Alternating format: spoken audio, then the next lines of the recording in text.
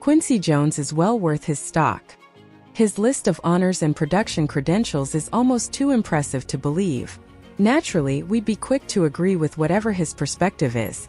His perspective on the Beatles, on the other hand, makes you stop and think.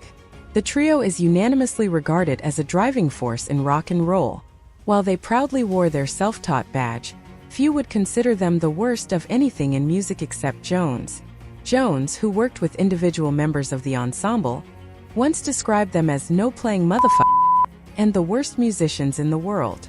Jones has undoubtedly collaborated with a wide range of musicians, including the finest of the best as well as the not-so-good.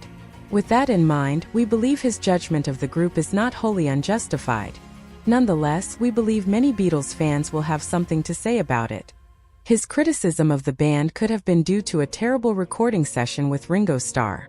According to the narrative, the drummer struggled to master a rhythm that Jones thought was easy. After taking a break from the session, Jones asked another drummer to take up the role.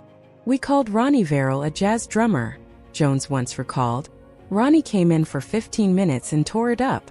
Ringo comes back and says, 'George, can you play it back for me one more time?' So George did, and Ringo says, 'That didn't sound so bad.'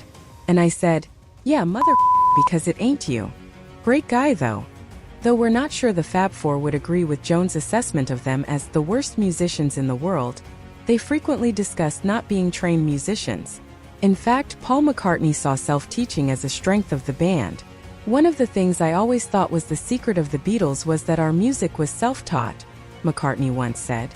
"We weren't able to read music or write it down, so we just made it up. There's a certain joy that comes into your stuff if you didn't try to make it happen."